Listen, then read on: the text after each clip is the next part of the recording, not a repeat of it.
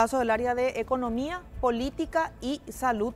Rápidamente vamos a ir pasando la placa, ya que tiene que ver con la situación en general en economía. En los últimos 15 años la economía creció en un 4.5% anual en promedio entre 2004 y 2017, más rápido que en la mayoría de sus comparadores regionales. La siguiente placa. Comparadores, con los países regionales. Exactamente, con el resto de los países.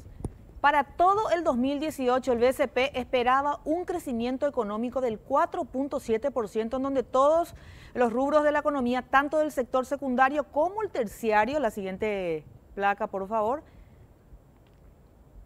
La semana pasada, el Fondo Monetario Internacional, te hablaba de ese monto que veíamos en la placa recién, pero la semana pasada el FMI redujo la expectativa del PBI en 4.2% del que teníamos. Esto de 4.7 a 4.2. Exactamente, ocurrió hace menos de una semana esto. El índice mensual de actividad económica indica que el crecimiento económico probablemente se mantuvo firme en el segundo trimestre. Esto ya lo iba a pesar de lo que es la crisis en Argentina, que muchos creían que iba a golpear de más, por decirlo de alguna manera, en Paraguay. Sí, hubo una desaceleración, por eso es que se redujo la expectativa del crecimiento económico, pero pese a, claro, la crisis fuerte que están teniendo Brasil y Argentina. No olvidemos que, y la gente que está saliendo hoy con el Black Friday, Patricia, en este mismo mes, el año pasado, los shopping estaban llenos de argentinos comprando. Es así. Hoy el escenario se revirtió de manera notable. Es otra cosa. Vamos a ver la siguiente placa que tiene que ver con la economía en el país.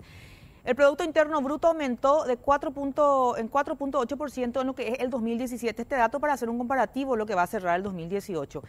Respecto a la política monetaria, el Banco Central mantuvo la tasa de política sin cambios en 5.25% desde agosto del 2017 y la inflación al consumidor fue del 4% en julio del 2018, exactamente, que era la meta del BCP. Vamos a ver la siguiente placa, por favor.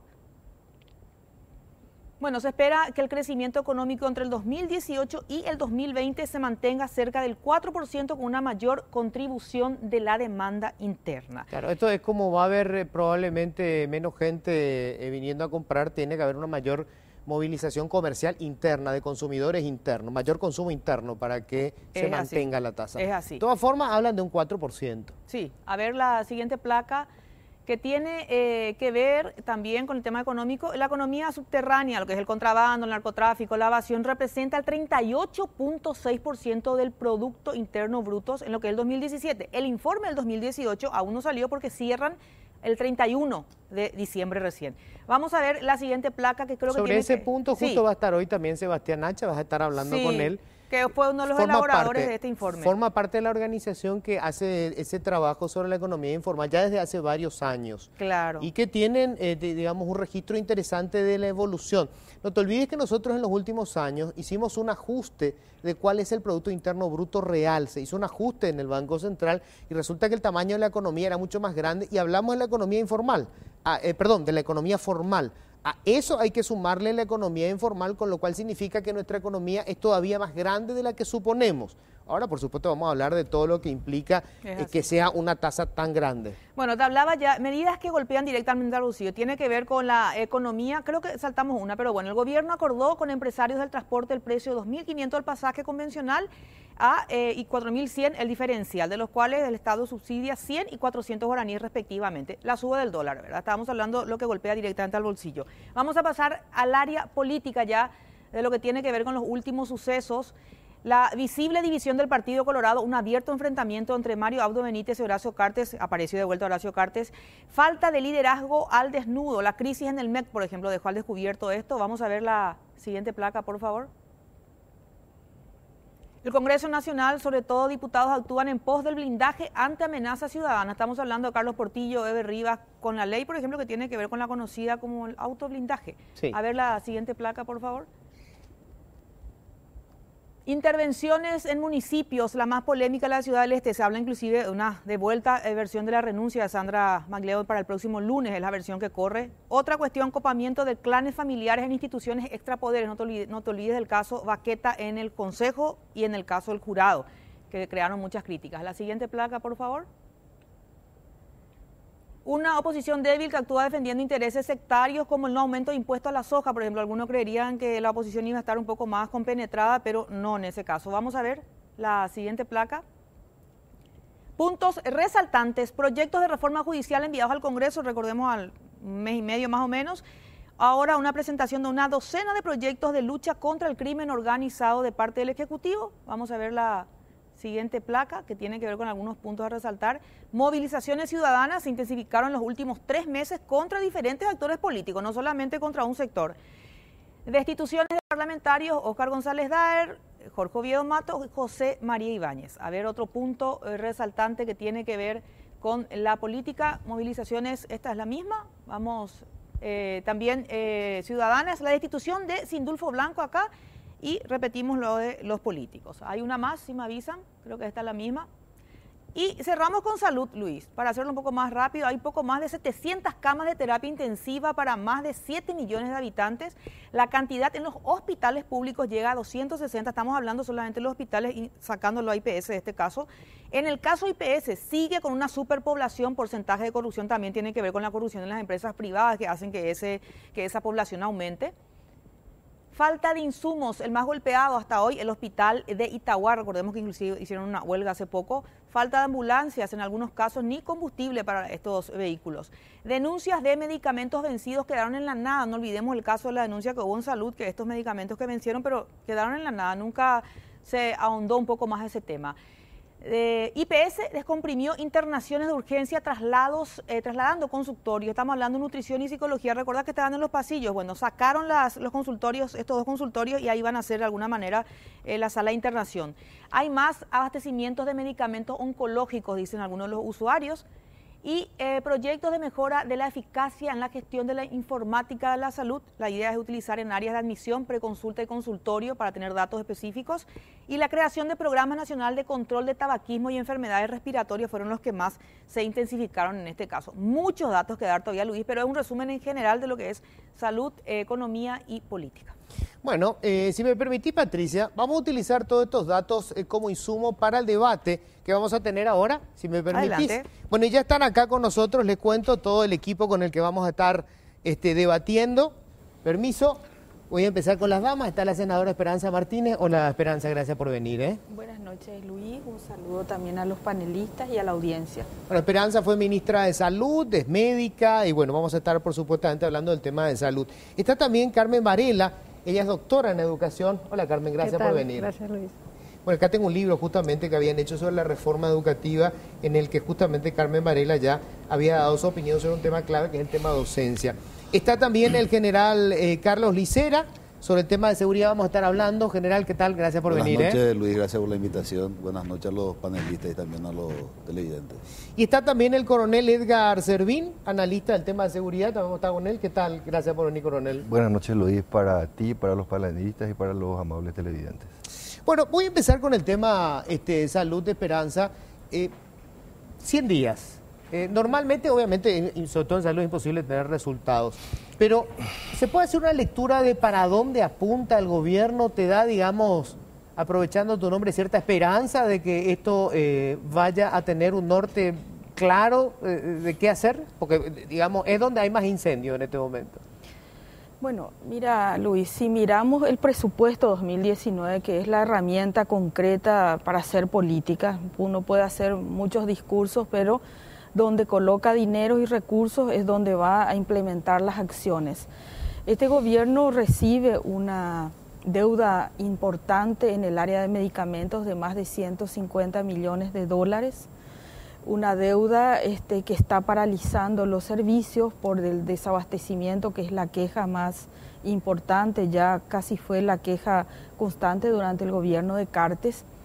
Y para el año que viene, bueno, se piensa pagar la deuda, con lo cual significa de que vamos a tener deuda saneada, pero durante el año no vamos a tener recursos para poder abastecer. O sea, ahí hay una crisis todavía. Creo que hay que generar más recursos y hacer un salvataje en el tema de insumos y medicamentos. Vamos a tener 54 mil millones que está proyectado ahora en el presupuesto colocado desde la bicameral y después a través de la Cámara de Diputados por esta ley de cáncer que acaba de ser aprobada y, digamos, nosotros haciendo una reingeniería con el FONACIDE, en realidad va a haber un incremento en medicamentos, pero van a ser destinados al tema oncológico, que es una parte muy costosa, pero que afecta a un porcentaje pequeño de la población. Y lo que trae como propuesta auténtica, digamos, el gobierno de Mario Audo es un incremento más o menos del 12%, pero que tiene que ver esta deuda, el pago de la deuda, y reponer a los equipos de salud de familia. Un proyecto que todos dicen que es una buena propuesta, pero vamos a reponer lo que hace 7 años ya había. Ya cuando salimos nosotros del gobierno dejamos 700 equipos, hoy vamos a reponer la mitad de ellos 7 años después, ¿verdad? Entonces... Te dejo ahí para la primera parte. Tenemos entonces, por de pronto es el presupuesto para saber para dónde va a ir la salud en estos 100 días. Y en el presupuesto es un incremento ligero, 12%, y la mayor parte es para saldar el problema financiero de la deuda con la compra de medicamentos. Así Hasta ahí es. llegamos ahora. Ahí es. El tema de educación, Carmen. Educación, arrancó el presidente de la República presentándose él personalmente en el lanzamiento oficial del proyecto de transformación educativa, lo cual, digamos, parecía una buena señal. Pero después buena parte de la información sobre educación se centró en una crisis entre el ministro de Educación y la viceministra. ¿Cuál es tu lectura como alguien que viene siguiendo este tema de la educación desde hace tiempo? Bueno, que hay una crisis interna que hace que nada se mueva.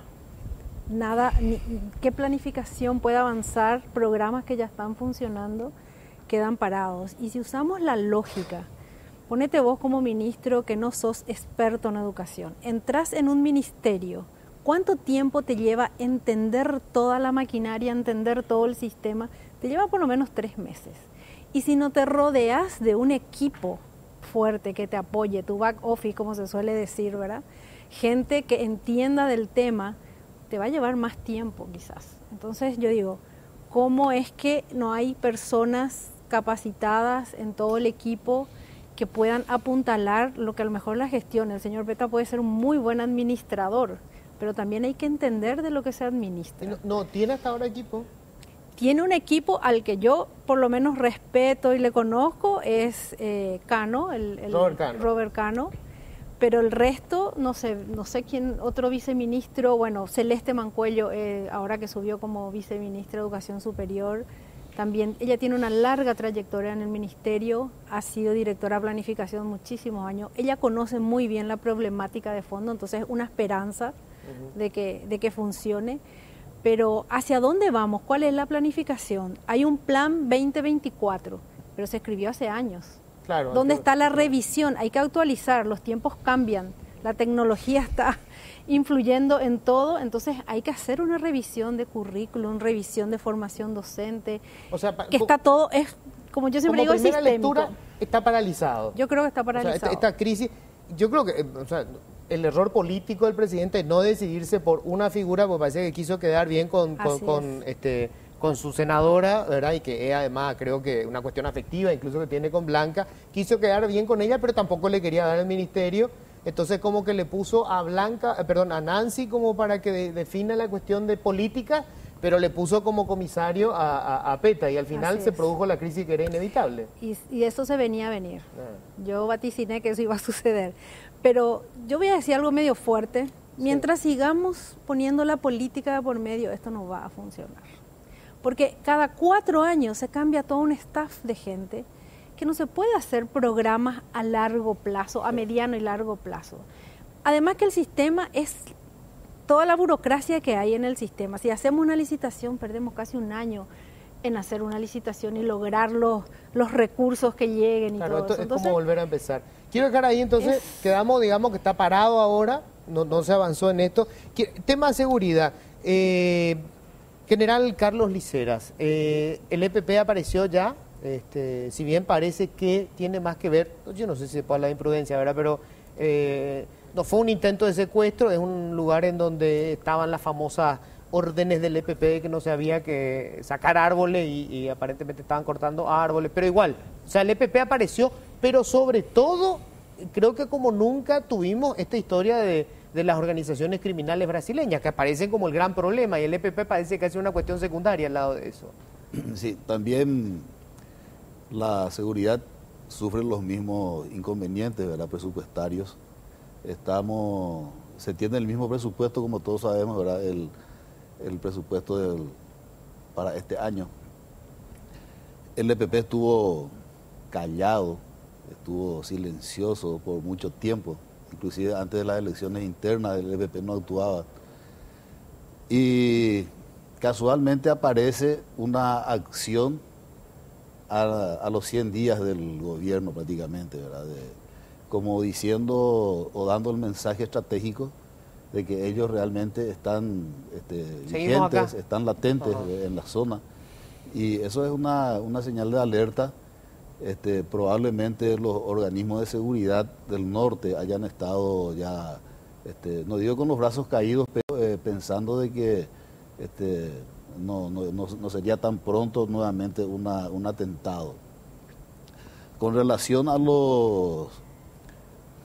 la escalada de conflicto interno, de orden público y de crimen transnacional, eso se veía venir, ¿verdad? No solamente porque están los 100 días, sino ya mucho antes, considerando de que nuestro país es un país realmente beneficioso, entre comillas, para este tipo de actividades. Tuvimos algo fuerte como fue la toma de Ciudad del Este por casi el sitio, ¿verdad? Por 4 horas, que fue una alarma bastante considerable a los organismos de seguridad. Cuando el asalto a Prosegur. El asalto a Prosegur. Pero realmente no son los organismos de seguridad los responsables directos de lo que está pasando, sino la conducción política, ¿verdad? Que no está definiendo a sus organismos de seguridad realmente qué tipo de amenaza es la que están sintiendo.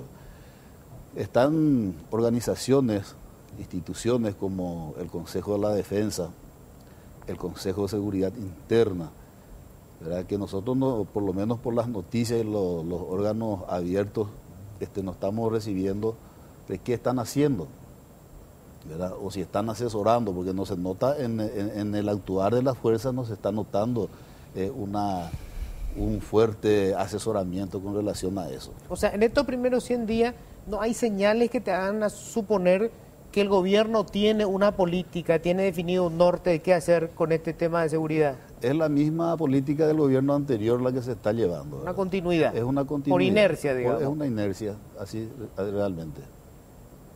Coronel Servín, justamente el mismo tema, seguridad interna, estamos hablando básicamente la misma cosa, porque nosotros tenemos por un lado la delincuencia, digamos, del día a día, que es el que le afecta al ciudadano, que es el motochorro, es el que le roba el celular, etcétera, ¿verdad? El crimen bagatelario, por decirlo así. Y después lo otro que empieza a cobrar fuerza, que es este crimen transnacional y estas organizaciones brasileñas. ¿Vos tampoco le ves un norte? O sea, no hay una política pública que diga, no, para acá están yendo. Dividamos el escenario en 3 partes. En primer lugar, la seguridad ciudadana. Hay 2 o 3 índices que son realmente alarmantes y preocupantes. En primer lugar, la violencia intrafamiliar. En segundo lugar, los delitos comunes. Y, digamos, como nexo, complementariamente a la propia Policía Nacional, que es una institución que pide a gritos que se la ayude. En segundo lugar, compartiendo el mismo escenario, ese mismo nivel de primacía o de prelación, el sicariato y el narcotráfico, en donde yo creo que el gobierno tuvo puntos muy altos con la captura de estos narcotraficantes y estos financistas, aparte de la deportación de este criminal que fue deportado, Piloto. Estos 2 que fueron deportados días Piloto pasados, Pero me parecen puntos muy altos, pero son trabajos que vienen, digamos, realizándose sistémicamente de otras administraciones. Pero rescato la decisión del gobierno de deportarlos. Y por último, el fenómeno asociado al terrorismo en la zona norte, en donde yo creo que si el gobierno del presidente Abdo Benítez no introduce 2 reformas que son muy importantes. En primer lugar, la articulación eficaz de las fuerzas de seguridad que tienen que pasar bajo control político a los efectos de darle eficacia. ¿Sí? Es lo que el general Isera estaba diciendo, que palabras un poco más técnicas. Yo lo hago en términos un poco más sencillos, ¿verdad? O sea, le tiene que tornar eficaz a la FTC y al CODI, ¿verdad? Y por otro lado, tiene que tener una agenda que hasta ahora se desconoce, no se sabe. Si el presidente Abdo Benítez no llega a articular, digamos, de alguna u otra forma, con una reforma, con un paquete de leyes, como introdujo ayer, a las Fuerzas Armadas, yo creo que la marcha va a ser muy forzada y muy sacrificada. Quiero ir justamente a eso, me parece que es una cuestión clave. En cada una de las áreas, digamos, uno entiende que un presidente tiene una prioridad. Pasó Cartes, por ejemplo, el tema era obras públicas. Él creía que hacer ruta, y está bien, una visión, ¿verdad? Hacer ruta, obra pública, completar la obra pública, esa era la clave de todo. Este gobierno hace su primera presentación importante con este paquete de leyes que tienen que ver con el control del lavado de dinero, que está muy vinculado con el análisis al que vamos a ser sometidos y podemos caer otra vez en una lista gris que va a tener consecuencias económicas importantes. Pero las otras reformas de las que habló mucho el presidente Mario Audo, porque él, digamos, insistió mucho con el tema del capital humano, que parece que fue algo, digamos, una de las deudas pendientes de la administración Cartes, ¿verdad? Hasta ahora no veo, por ejemplo, el ministro habla mucho de apuntar a un sistema de prevención universal de la salud o sistema, digamos, universal de la salud. Pero ¿hay algo que nos haga suponer de que estamos yendo a eso, Esperanza, o vamos a volver otra vez a apagar incendios como en casi todas las administraciones? Bueno, nosotros el lunes le recibimos en el Senado a una delegación del Banco Mundial y yo ahí me enteré de que esta cooperación del Banco Mundial, aparte, digamos, de la reforma del sector de la educación, también están haciendo por lo menos diagnósticos relacionados al sector de la salud y en vistas, digamos, a hacer una reforma. Y se habla del famoso paquete. El paquete básico de salud es una propuesta de las políticas neoliberales de ajuste de los años 80. En salud se hablaba del paquete básico, del sistema básico universal, etcétera, que han habido miles de fórmulas y que hoy en realidad para mí compite entre mirar un sistema de salud universal o paquetes. ¿Qué significa el paquete y cuál fue la lectura de los bancos en aquel momento? Había crisis económica con toda la implementación de las políticas y decían, bueno, como ustedes son pobres, ustedes tienen que hacer un paquete que sea para todos. Entonces, la salud materna, la vacunación, etcétera. Pero en realidad, la gente se muere de cáncer, se muere de enfermedades cardiovasculares. Hasta acá le cubrimos a todo. Exacto. Por sobre esto, el que tiene plata paga y el que no, lo siento. Exacto. Entonces... ¿Y vos crees que a eso apunta el gobierno de Marito? Yo creo que esa es la fórmula del Banco Mundial. Mi requerimiento a los representantes del Banco Mundial, porque habían 20 personas allí, 2 representantes del Ministerio de Hacienda y ni una persona ni de educación ni de salud. Eso es típico del Banco Mundial. Viene con sus técnicos, ellos definen lo que hay que hacer y después se entera el gobierno.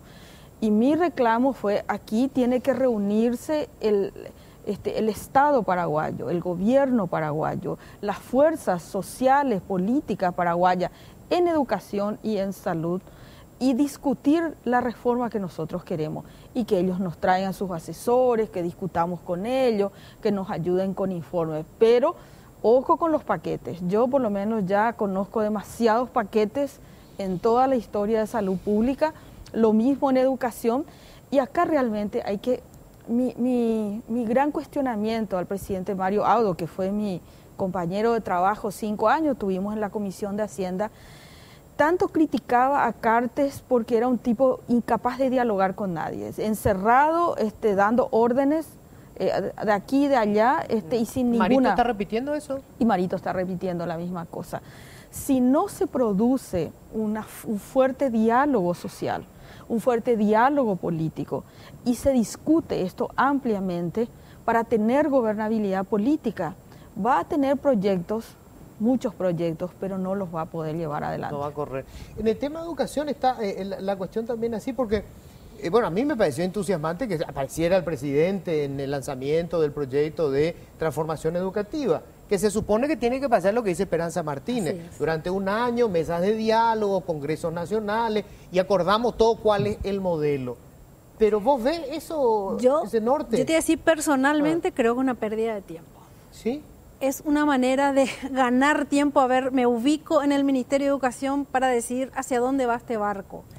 Yo creo que todos sabemos que queremos una buena educación para nuestros hijos, ¿cierto? Sí. Todo el mundo habla, la educación está mal, los chicos no saben leer, no saben comprender lo que leen. En el año 2014 ya el 92% de los estudiantes no comprendían lo que leían. Hoy estamos en el 2018. si seguimos debatiendo, yo me pregunto nomás, ¿quién sabe qué queremos para nuestra educación? Estamos hablando hoy de que ya hay de la física cuántica. La ciencia han avanzado tanto que se habla de física cuántica, se habla de computación cuántica, se habla de neurociencia en la educación. Entonces, si vos le preguntás, digamos, a la gente común, te van a decir, yo quiero que mi hijo sea lo mejor, que salga las competencias, pero ¿cuál es el perfil de estudiante paraguayo que queremos? ¿Y cómo definimos Sabemos eso? cómo, y tenemos que definir las competencias, y ahí estoy de acuerdo con Esperanza, tenemos que definir las competencias que necesita un estudiante de 18 años al terminar el colegio. Correcto. ¿Cómo se va a defender? ¿Cómo se va a manejar en una sociedad? Pero eso lo define el gobierno de turno, con un grupo de técnicos, o se hace estos congresos nacionales para debatir. ¿Cómo se hace? Yo creo que se podría hacer ambas cosas en paralelo, pero sí los técnicos son los que tienen que definir, pero también tenemos que escuchar a las bases. Por ejemplo, los contextos. No es lo mismo enseñar a un estudiante de la escuela acá, en la Avenida España, una escuela que las afueras de San República de Chile, por ejemplo, que en Bocayatú. Es diferente. Primero que un chico que tiene como lengua materna el guaraní, a un chico que tiene como lengua materna crece en español. O sea, tienen diferentes formas de pensar, su cerebro está. Ahora, ¿qué pasa con el tema, por ejemplo?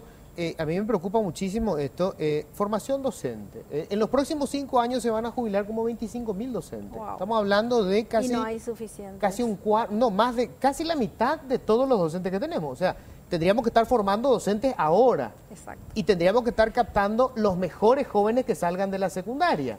Pero ¿Qué estímulo puede tener cualquier joven hoy para meterse en la docencia? Nadie, nada, porque primero se sigue enseñando a la antigua. Hoy se tiene que enseñar al estilo siglo XXI, metodologías activas. Seguimos con una pedagogía del siglo pasado.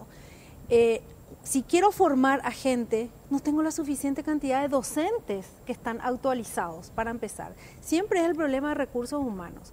Una técnica del ministerio me decía, no tenemos suficientes docentes para la parte materno-infantil, por ejemplo. Sí, no hay. No hay suficiente. Entonces, hay una necesidad enorme. Segundo, eso va unido. Por eso digo, la educación es sistémica para arreglar. Claro. El otro componente del sistema es el nivel salarial. Si yo gano 1.100.000 guaraníes, ¿qué libro me puedo comprar? ¿A qué congreso puedo asistir? ¿Qué universidad me puedo ir? Segundo, las capacitaciones que se hacen en el ministerio, que son exitosas, entre comillas, es de 8 a 5 de la tarde durante 5 días, vienen a la semana masivamente. ¿Qué te puede entrar en el cerebro? Una cosa que te meten. Después te vas a tu escuela, aplicaste, no sé si se aplica. Entonces tiene que cambiar el método. Vamos a ir enseguida con una capacitación, training in service. Voy a terminar nomás la idea, Luis. Sí. Yo creo que la capacitación tiene que ser, hay que meter mucha plata en capacitación. Y es capacitar al docente y que vaya a practicar lo que aprende. Ahora, y monitorearle y volver a ver lo que hace. Es un Estado que no sabe cómo invertir. Hay 54 millones de dólares para formación docente. Están allí en el Fondo para la Excelencia en la Educación. Nunca ejecutó el MEC. Están ahí. Hay 100 millones de dólares para tecnología en las aulas. Está durmiendo en el Fondo para la Excelencia en la Educación. La plata está ahí porque no la ejecutan. Pero es que es un sistema tan complejo. Mientras se hacen las licitaciones, mientras vos definís las características de una máquina, hasta que llegue, pasó un año y en un año la tecnología ya se va para abajo. O sea, tenés 3 años nomás. Tiene que ser más ágil el sistema, no hay otra. Coronel, justamente sobre ese mismo tema, en estos días estaban hablando el problema de la corrupción de la policía. O sea, digamos, cómo, no es solamente recursos, estrategia, ¿quiénes son nuestros policías? ¿Quiénes son nuestros comisarios? ¿Y quiénes son nuestros comandantes de la policía? Y me decían que el tema de cómo se eligen a los comandantes de la policía, hay un comité que hace la evaluación, ¿verdad? ¿Cómo que se llama esto? Una junta de calificación. La junta de calificación. Y eso no es transparente, no sabemos nosotros cómo se evalúa el comisario. Normalmente los comisarios que van a ascender tienen ya 2 o 3 legisladores que le hacen lobby, entonces ellos llegan a comandante de la policía, ya tienen una conexión política con ese grupo de parlamentarios. ¿Cómo transparentamos una policía que lleva tantos años corrupta? Hay, por supuesto, buenos recursos, hay capital humano seguro, pero es tan fácil que vayan a entrar otra vez en la rosca. Dicho por un consultor que compartió tarea conmigo en el año 2008, un extranjero, hay que refundar urgentemente, o había que refundar ya en esa época urgentemente la policía paraguaya, ¿verdad? Es un trabajo que tiene sus etapas y tiene sus gradualidades, pero se requiere de mucha valentía. O sea, más que valentía, decisión política. Se tiene que tomar una decisión política del estilo, en el sentido estratégico, y que los ascensos sean por meritocracia y no una cuestión de tiempo. En ese momento el ministro de entonces no tuvo demasiado tiempo, no le echó demasiadas ganas a esa cuestión por razones, digamos, derivadas por la complejidad del presupuesto de la tarea misma y del tiempo que iba a llevar eso, ¿verdad? Yo creo que ¿Querían resultados inmediatos? Claro, yo creo que eso tiene que formar parte, se lo dije una vez al doctor Acevedo en su oportunidad, una especie de pacto de la Moncloa en materia de seguridad. ¿Qué tipo de policía queremos? ¿Sí? Hoy no existe eso. No, absolutamente no. Te cuento, yo tengo el caso particular de 3 comisarios generales que fueron pasados a retiro por sus propios camaradas extemporáneamente. Antes de tiempo los pasaban a retiro. Se corporativizan, casi delinquen y los pasan a retiro. Claro. Y dicho por el juez, eso va a ser revocado y absolutamente injusto. Es que hoy ¿verdad? están, la suerte... El propio comandante saliente dijo, por favor ayúdennos. A mí me gusta leer mucho el lenguaje de la entrelínea, ¿verdad? Si no metemos mano en esa cuestión podemos tener serios problemas porque todos necesitamos de una policía eficaz, de una policía cercana a la ciudadanía y de una policía que pueda, digamos, de alguna u otra forma prevenir todos los delitos que se vienen. Yo nunca entendí por qué la policía actúa igual que el esquema de las Fuerzas Armadas, que es verdad por camada. O sea, resulta que el comandante de la policía le pescaban en un hecho de corrupción, hubo un escándalo, lo pasan a él, lo sacan a él y toda su generación, donde puede haber brillantes, quedaron todos fuera, como ocurre en las Fuerzas Armadas, no tiene lógica. No tiene lógica, pero una copia, el sistema de nuestra policía es una copia del modelo militar.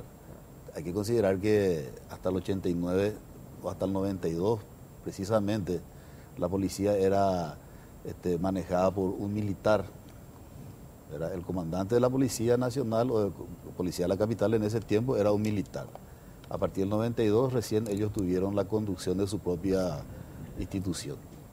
Entonces por ahí está el modelo militar, todo, ¿verdad? Inclusive hasta lo que nosotros llamamos los desfiles, todo, ¿verdad? Es una copia de nuestro modelo militar. Realmente la policía tendría que necesariamente tener una conciencia de su naturaleza. Ellos tienen una naturaleza de orden público, civil, no es militar, y tienen que ver cuáles son las amenazas actuales, principalmente las amenazas llamadas de cuarta generación, en donde, y también las Fuerzas Armadas, porque las Fuerzas Armadas solamente se preparan para enfrentar a otros estados. Claro. Una guerra convencional. Que hoy ya conflicto convencional. Que ya no existe casi este tipo de guerra hoy. Pero sí, no existe prácticamente, no existe casi posibilidades o hipótesis de conflicto entre estados. Pero aparecen las organizaciones no estatales, como el EPP, los crímenes transnacionales, ¿verdad? La propia, lo que dijo el coronel Servín, la parte del crimen, del pequeño crimen, ¿verdad? De los motochorros, etcétera. Eso se vuelven, son problemas no de Estado. Y si la policía es sobrepasada, necesariamente el siguiente organismo, como se está haciendo en el norte, que tiene que apoyar a la seguridad y a la pacificación, son las Fuerzas Armadas. En ese orden, las Fuerzas Armadas necesitan rever su rol y dar una mirada hacia el interior del país, ¿verdad? Porque realmente su naturaleza no le permite hacer operaciones internamente. Pero hoy ya estamos con una intervención interna de larga data. Tenemos 3 estados, claro. 3 estados, totalmente. Un estado de sección en 3 departamentos del norte, o sea, y verá que ya duran más de un gobierno. Exacto. Entonces, una cuestión permanente. Eso no es normal, o no debe ser normal, o no debe ser natural eso, ¿verdad? Eso es que como que no hay lógica tener esos recursos. Por ejemplo, en estos días estaban hablando una vez más de un drama que tiene que ver con la soberanía nacional, la deforestación. En el Chaco, una de las reservas más importantes tiene algo así como 700 kilómetros cuadrados, una cosa así, una cosa enorme, y tiene 3 guardiaparques. Hay un problema, Luis, un problema en la norma, ¿verdad? La Constitución Nacional del 67 consideraba la defensa de la integridad territorial y de la soberanía como una responsabilidad de las Fuerzas Armadas. A partir del 92 solamente la misión constitucional es el cuidado de la integridad territorial y la defensa de la autoridad legítimamente constituida. O sea que esa soberanía de la que estás hablando, de la reforestación, de la deforestación, etcétera, ¿verdad? Es una misión ya de otras instituciones y principalmente también ahí debería estar la Policía Nacional, ¿verdad? Y apoyando a la Fiscalía, etcétera, que son los organismos realmente internos, pero no es una función de defensa de soberanía por parte de las Fuerzas Armadas. Entiendo. Patricia, querías hacer una pregunta. Sí, a la senadora Esperanza Martínez, porque algunos analistas consideran que lo que refiere a políticas públicas es prácticamente la continuación del gobierno del presidente Horacio Cartes en este gobierno. Ahora, consultarle si ya realmente está viendo de esa manera o si está viendo algunos cambios interesantes en lo que era. Sé que 3 meses es poco tiempo, pero por lo menos si ya tiene esa percepción u otra percepción al respecto. Bueno, como ya le decía a Luis, aquí el presupuesto es la mejor herramienta y en el presupuesto prácticamente no hay cambio. Estamos haciendo un salvataje de la deuda de medicamentos y hay por lo menos una afirmación de continuar con el programa de atención primaria de la salud, pero en realidad lo que vamos a hacer el año que viene es reponer lo que perdimos en estos 5 años. Entonces, otros cambios por lo menos no han sido anunciados que yo esté en conocimiento y así como el ministro Peta, etcétera, es como que están empantanados y no hay una proyección de inversión en estas áreas que permitan decir, bueno, claro que aquí se va a hacer porque aquí están los recursos, aquí está el presupuesto y estas áreas son las que van a ser cambiadas, remodeladas, etcétera. Aunque en salud yo siempre reafirmo, es necesario todo lo que sea inversión, pero también hay gran parte sobre cambiar los modelos de gestión. Acá no solamente hay que poner más dinero, sino hay que hacer cosas diferentes y ahí hay que hacer cambios estructurales en la gestión, ¿verdad? Y ahí es donde pudiera el ministro avanzar algunas cosas, darnos algunos indicios, pero tampoco yo no conozco que se haya presentado un plan, no conozco que haya una hoja de ruta, digamos, que muestre algo que no sea estas 2 o 3 líneas presupuestarias de las cuales conversamos. Justamente yo quería preguntarle ya esto en general, inercia es una palabra, o sea, la sensación que tenemos, esto pasaba también con la administración Cartes cuando arrancó, daba la impresión de que siempre nosotros mantenemos una inercia. El Estado paraguayo en general ha conseguido algunos éxitos que son importantes, ¿verdad? Una estabilidad macroeconómica, que es como que, bueno, digamos, por lo menos el barco tiene aguas tranquilas, relativamente tranquilas, el banco, políticas monetarias, políticas cambiarias, etcétera. Pero hay como reformas de fondo que parece que no se quiere hacer, ¿verdad? Nadie quiere asumir el riesgo. Tenemos un desorden absoluto en el Estado paraguayo. Nosotros tenemos una cuestión tan absurda como, por ejemplo, que todos los trabajadores privados aportan para un seguro médico público, el IPS. Pero todos los trabajadores del Estado aportan para el seguro médico privado. Son 100 millones de dólares que se le entregan a las empresas de seguro médico privado cada año. Mala calidad del gasto. Por eso, o sea, ¿ustedes ven algún avance en ese sentido de tomar el toro por las astas de este tema de el desorden del gasto público? ¿Sabes lo que decía François Mitterrand? Gobierno a tientas. Yo soy de la escuela francesa y la escuela francesa de la criticidad. Mitterrand volcó, digamos, la cuestión de la criticidad y la transformó por objetividad. Entonces él dice, el gobierno que anda a tientas es un gobierno ciego, que no entiende, no escucha. Cuando no escucha, no evalúa. Y cuando no evalúa, no transmite. ¿Vos le escuchaste ya, cuando sabés las reacciones de la sociedad o por las redes sociales cuando habla, por ejemplo, el ministro del Interior? Sí. Y todo el mundo sale en un 99% a tirotearlo. Sí. ¿Qué significa eso? ¿Significa que Juan Ernesto entiende o no entiende? No, no significa eso. Significa que el gobierno no sabe transmitir. Y ese es un problema no solamente del gobierno del presidente Abdo Benítez, es un problema que lo venimos arrastrando. Cuando un técnico explica y dice, señores, esto está pasando, automáticamente hay una empatía con la sociedad y la sociedad coopera y colabora. Yendo un poco a la cuestión esta del código, a mí me preocupa bastante de sobremanera, porque entiendo que a nuestras Fuerzas Armadas le van a dar o le van a endosar una mochila muy pesada. ¿Cuál? El tema del trabajo, de la seguridad, el terrorismo en la zona norte, va a implicar, digamos, una mochila demasiado pesada. Yo aliento para que el presidente Aldo Benítez, dentro de un paquete de reformas, introduzca el Ministerio de Defensa dentro de la línea de mando. Claro. Eso le va a hacer eficaz o le hace eficaz al órgano de ejecución.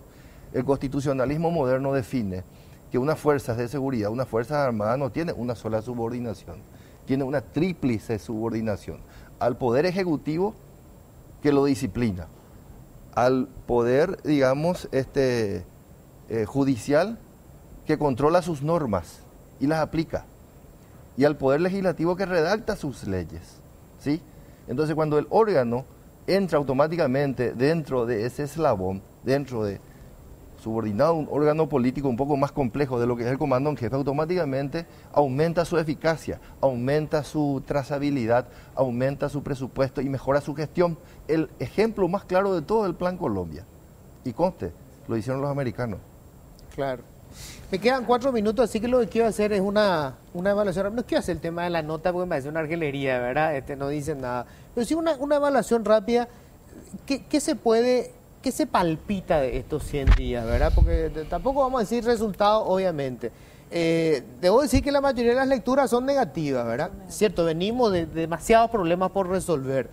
Pero la gente que tenía alguna esperanza de... Bueno, ahora tenemos un presidente que es de la clase política, que hizo la gimnasia política para llegar al poder, no aterrizó comprando, digamos, el puesto, está acostumbrado a negociar con sus pares en el Parlamento. Empiezo contigo, Esperanza, porque fue tu colega durante mucho tiempo. ¿Vos sentís ese cambio de actitud? Por lo menos, ¿hay un escenario distinto o inercia nomás luego es la palabra? Yo creo que hay inercia porque en realidad el presidente todavía no ha logrado tomar las riendas del gobierno. Sigue empantanado en su crisis política interna. Se empieza a pelear personalmente con el presidente Cartes o con su equipo cuando él debería estar como los águilas, ¿no? Volando por lo alto. No cazando moscas. No cazando moscas, ¿verdad? Y creo que ahí entra en esta riña que lo desgasta, que empeora la situación de gobernabilidad, y en realidad lo que él tiene que hacer es un gabinete fuerte políticamente, que tome decisiones, que decida, que comunique, como dice acá el colega, que comunique esto de manera contundente y que lleve adelante y que construya gobernabilidad. Por eso es que el tema de la participación social es en este momento una estrategia muy clave. ¿Por qué? Porque hoy hay redes sociales, hoy la gente se moviliza, hoy la gente escracha, etcétera. Ya no quieren nomás escuchar que se hicieron las cosas, ¿verdad? Entonces, creo que lo que le falta es plantear su plan de gobierno, sus alianzas políticas y un plan de negociación con aquellos que no son aliados. Pero tomar el toro por las astas y conducir. Brevísimo, general. El presidente está ciego en cuestiones de seguridad. Y esta ceguera viene de gobiernos anteriores. No tenemos un sistema nacional de seguridad, se crea una Secretaría de Inteligencia Nacional de manera a integrar todas las inteligencias que están trabajando en compartimentos estancos. Y eso hace de que el presidente no tenga la información en tiempo oportuno para que pueda tomar las decisiones oportunas en cuanto a seguridad. Y probablemente también en las otras áreas tenga el mismo problema.